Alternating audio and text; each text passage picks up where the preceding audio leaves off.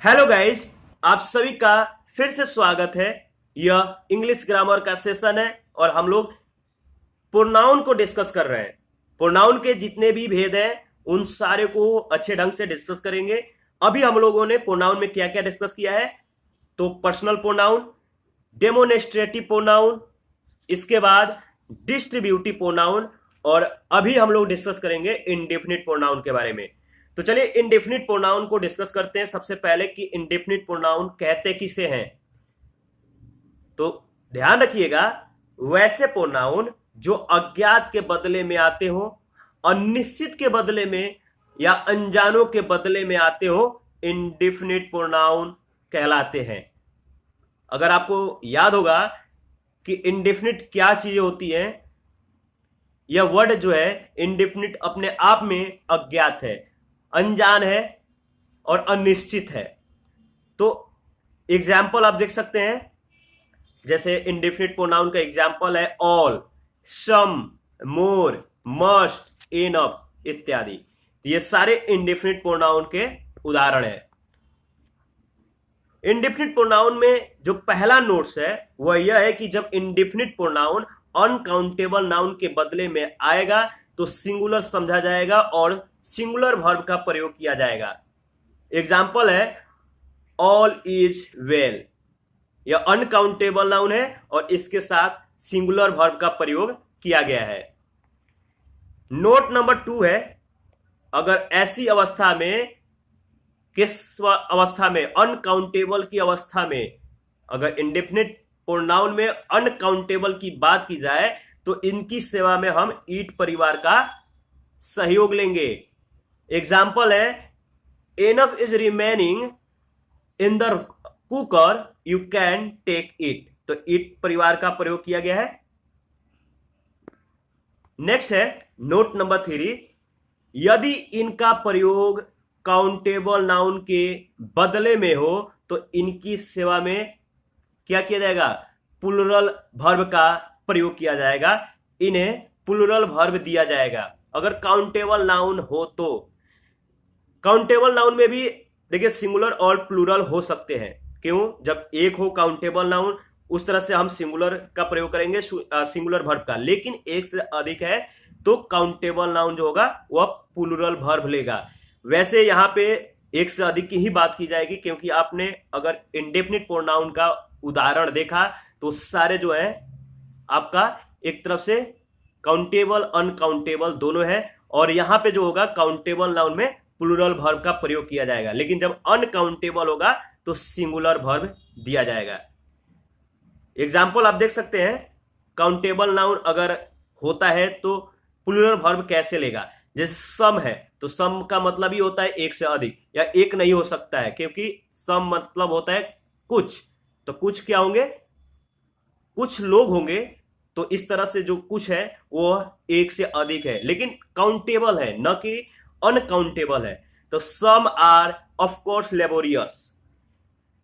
Note number 4 है, ऐसी अवस्था में, कैसी अवस्था में, काउंटेबल नाउन के अवस्था में हम किस परिवार का प्रयोग करेंगे, देव परिवार का। देव परिवार जो है आपको याद होगा, बताइए।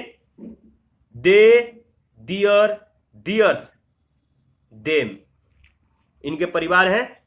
तो एग्जाम्पल है some are of course laborious, they will succeed. यहां पे दे परिवार का प्रयोग किया गया है, काउंटेबल नाउन अगर हो तब।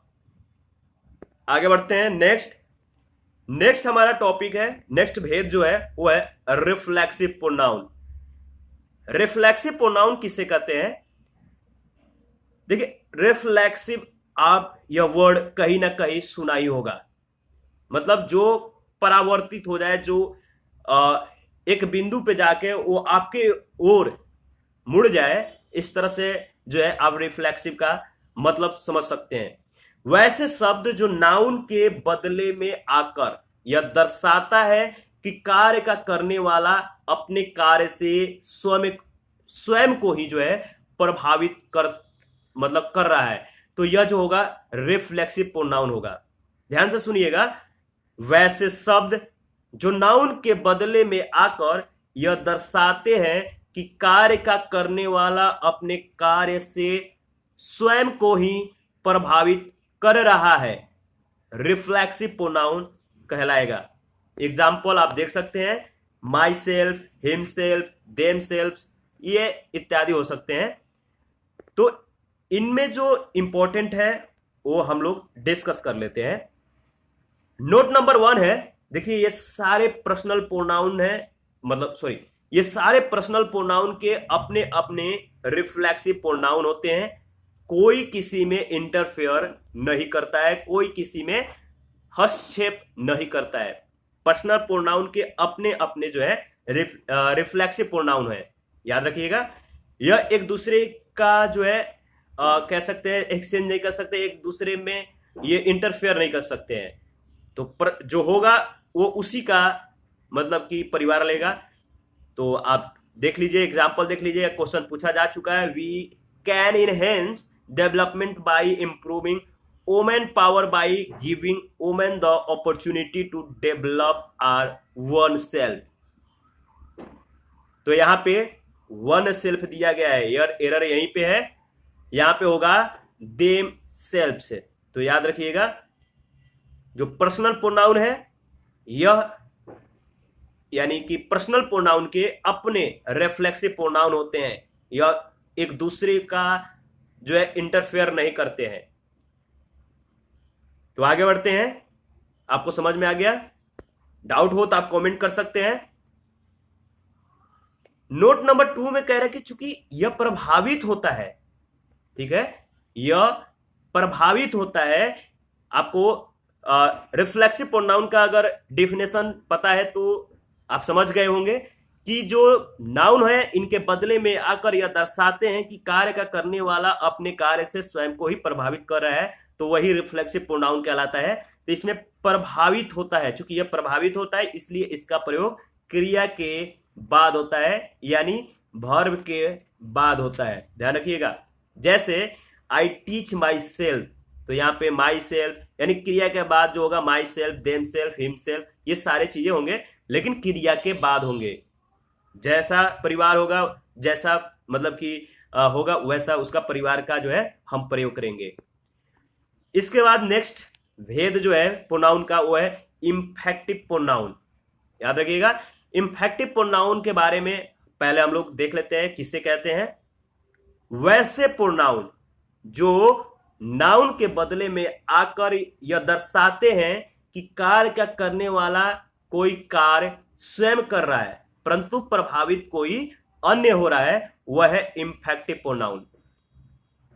ध्यान से सुनिएगा, इस चीज को समझिए कि कह रहा कि प्रोनाउन, वैसे प्रोनाउन जो नाउन के बदले में आकर यह दर्शाते हैं, यह दिखाते हैं कि कार्य का करने वाला कोई कार्य स्वयं कर रहा है पर प्रभावित कोई अन्य हो रहा है, यानी कार्य आप कर रहे हैं प्रभावित कोई दूसरा हो रहा है, तो उसे इंफेक्टिव प्रोनाउन कहेंगे। जैसे एग्जांपल है myself, himself, etc. आप इसके नोट्स देखिए, पहला नोट्स है इंफेक्टिव प्रोनाउन क्रिया के ठीक पहले रहेगा। कहां होगा? क्रिया के ठीक पहले। हम लोगों ने रिफ्लेक्सिव प्रोनाउन में दूसरा जो नोट्स को डिस्कस किया था कि यह प्रभावित होता है इसलिए इसका प्रयोग क्रिया के बाद होता है, लेकिन इंफेक्टिव प्रोनाउन में क्रिया के ठीक पहले जो है इसका प्रयोग किया जाएगा। जैसे आई माई सेल्फ कुक, न कि आई कुक माई सेल्फ होगा, ध्यान रखिएगा, यह क्रिया के ठीक पहले होगा अगर इंफेक्टिव प्रोनाउन मतलब कि है तो। क्यों? इसका डेफिनेशन अगर आपको पता है तो आप इसको सही कर पाएंगे। वैसे प्रोनाउन जो नाउन के बदले में आकर यह दर्शाने का कार्य करते हैं कि कार्य का करने वाला जो व्यक्ति है वो कार्य तो कर रहा है पर प्रभावित कोई अन्य हो रहा है, तो उसे इंफेक्टिव प्रोनाउन कहते हैं। तो इंफेक्टिव प्रोनाउन क्रिया के ठीक पहले रहेगा। नोट नंबर 2 है, यह न तो रिफ्लेक्सिव प्रोनाउन और न ही इंफेक्टिव प्रोनाउन जो है वाक्य के आरंभ में रहेंगे, यानी न तो रिफ्लेक्सिव प्रोनाउन और न इंफेक्टिव प्रोनाउन वाक्य के आरंभ में रहेंगे। तो दोनों का यहां पे जो है जिक्र किया गया है, रिफ्लेक्सिव प्रोनाउन और इंफेक्टिव प्रोनाउन। तो यह जो है वाक्य के शुरुआत में नहीं रहेंगे। माई सेल्फ राजेश मेहता गलत है, सही क्या है, आई एम राजेश मेहता। तो इस तरह से आपको जो है कॉमन एरर में पूछा जा सकता है और आप अब गलत नहीं करेंगे। नेक्स्ट हमारा जो भेद है वह है इंट्रोगेटिव प्रोनाउन। इंट्रोगेटिव प्रोनाउन, इसके डेफिनेशन को पहले हम लोग समझते हैं फिर आगे बढ़ेंगे, क्योंकि देखिए अगर जो मेजर चीज है ना हर भेदों की, उसका है डेफिनेशन। आपको अगर उसका भेद यानी डेफिनेशन उसके बारे में पता होगा तो आप आगे की चीजों को ठीक कर पाएंगे। तो इंट्रोगेटिव प्रोनाउन किसे कहते हैं, वैसे शब्द जो नाउन के बदले में आकर नाउन के संदर्भ में प्रश्न पूछने का कार्य करते हैं। वैसे शब्द जो नाउन के बदले में आकर नाउन के संदर्भ में प्रश्न पूछने का कार्य करते हैं इंट्रोगेटिव प्रोनाउन कहलाते हैं। इंट्रोगेटिव प्रोनाउन जो होंगे वो प्रश्न पूछने का कार्य करेंगे, जैसे who, whose, whom, what, which, of which। ये तरह जो है ये सारे जो है एग्जाम्पल इंट्रोगेटिव प्रोनाउन के हैं। तो प्रश्न पूछा जा रहा है। जैसे इसमें पहला जो नोट दिया गया है, जो पहला नोट्स में कहा जा रहा है कि यह वाक्य के आरंभ में रहेगा, ठीक है। जो आपका इंट्रोगेटिव प्रोनाउन है वाक्य के आरंभ में होगा, ठीक है। जैसे आपको पता होगा कि आप पूछते हैं हु आर यू, है इस तरह से कुछ कहते हैं, तो यह वाक्य के आरंभ में रहेगा। इसके वाक्य के अंत में प्रश्नवाचक चिन्ह रहेगा, याद रखिएगा, इसके अंत में प्रश्नवाचक का चिन्ह लगेगा और इसका हिंदी अनुवाद करने पे इसके प्रथम अक्षर, जो प्रथम कह सकते हैं लेटर होगा, प्रथम अक्षर के रूप में अक्षर का की प्राप्ति होगी, हु आर यू। लेकिन आप ध्यान रखिएगा इसका हिंदी अनुवाद करने पर इसके प्रथम अक्षर के रूप में जो अक्षर का है इसकी प्राप्ति होनी चाहिए। तो आप समझ जाइएगा इंट्रोगेटिव प्रोनाउन है हु आर यू। इस तरह से जो है आप हिंदी में इसको कन्वर्ट करेंगे, क्या होगा, तुम कौन हो। तो का अक्षर की इसमें प्राप्ति हो रही है, तो याद रखिएगा ये जो है इंट्रोगेटिव प्रोनाउन है। तो इसमें जो इंपॉर्टेंट था इतना ही था, यह वाक्य के शुरुआत में होगा, इसके अंत में प्रश्नवाचक चिन्ह होगा और इसके हिंदी अनुवाद जो होंगे का को प्राप्त करेंगे। इसके बाद होता है रिलेटिव प्रोनाउन। प्रोनाउन का जो नेक्स्ट भेद है वो है रिलेटिव प्रोनाउन। रिलेटिव प्रोनाउन किसे कहते हैं, सबसे ज्यादा इंपॉर्टेंट है, क्योंकि मैंने बोला है कि अगर इनके पूरे पॉइंट पे कह सकते हैं पूरे पॉइंट को ऑब्जर्व करना हो तो पहले इनके डेफिनेशन को आप समझिए। तो इसका डेफिनेशन है वैसे प्रोनाउन जो नाउन के बदले में आकर किसी का किसी के साथ संबंध बताते हैं। रिलेटिव मतलब होता ही है संबंध। आप कहते हैं ना कि हमारे रिलेटिव आए हुए हैं, तो ये संबंध जो होता है वैसे प्रोनाउन जो नाउन के बदले में आकर किसी का किसी के साथ संबंध बताते हैं रिलेटिव प्रोनाउन कहलाते हैं। जैसे that, what, which, of which, who, whose, whom इत्यादि। ये सारे जो है क्या करेंगे, या किसी के साथ आकर जो कह सकते हैं कि किसी का किसी के साथ आकर संबंध को दर्शाएंगे। अब एग्जाम्पल को देखिएगा ना तो क्लियर हो जाइएगा किस तरह से जो है इसको लागू करना है। अगर इसको लागू करने से पहले हम ऑब्जर्व करें तो पहला नोट्स है कि यह वाक्य के मध्य में रहेगा। क्यों? क्योंकि यह किसी के साथ आकर किसी का संबंध बताएगा तो बीच में ही रहेगा। इसके वाक्य के अंत में फुल स्टॉप रहेगा और इसका हिंदी अनुवाद करने पर इसके प्रथम अक्षर के रूप में अक्षर जा की प्राप्ति होगी। ठीक है, कैसे आगे देखेंगे। नोट नंबर 4 है रिलेटिव प्रोनाउन उस शब्द के समीप होगा जिसके लिए प्रयुक्त होगा। ठीक है, जो रिलेटिव प्रोनाउन है उस शब्द के समीप होगा जिसके लिए प्रयुक्त होगा। एग्जाम्पल देख सकते हैं, यह क्वेश्चन पूछा जा चुका है। He has a wardrobe of wonderful carving and which has been in his family for generation. आप बताइए कि इसमें जो है कहां पे चीजें जो है मतलब कि एरर है, कहां पे चीजें गलत की गई है। आपको अगर रिलेटिव प्रोनाउन के उदाहरण याद होंगे और किस तरह से प्रयोग करना है, यह मध्य में रहेगा, ठीक है। इसके बाद जो है इस वाक्य के अंत में फुल स्टॉप रहेगा। तो ये चीजें जो है आपको ध्यान में रखना है। और इसमें जो तीसरा पॉइंट था कि इसके हिंदी अनुवाद करने पे इसके प्रथम अक्षर के रूप में जो है आपको जा की प्राप्ति होगी। तो आप उसको हिंदी अनुवाद करके जाके कह सकते हैं कि देख सकते हैं इसमें जा की प्राप्ति हो रही है या नहीं। और इसमें जो होता है रिलेटिव प्रोनाउन उस शब्द के समीप होगा जिसके लिए प्रयुक्त होगा। तो देखिए इसमें जो एंड है यही वाक्य को जोड़ रहा है, ठीक है। जो एंड है, एंड कहां पे है, यहां पे है सेकेंड पार्ट में, यहां पे एंड नहीं रहेगा, ठीक है। तो wonderful carving which has been in his family for generation, and का प्रयोग यहां पे नहीं करेंगे। नोट नंबर 5 है, रिलेटिव प्रोनाउन के बाद आने वाला क्रिया उस शब्द के अनुसार रहेगी जिसके सेवा में रिलेटिव प्रोनाउन रहता है। रिलेटिव प्रोनाउन के बाद आने वाला क्रिया उस शब्द के अनुसार रहेगा जिसके सेवा में रिलेटिव प्रोनाउन रहता है।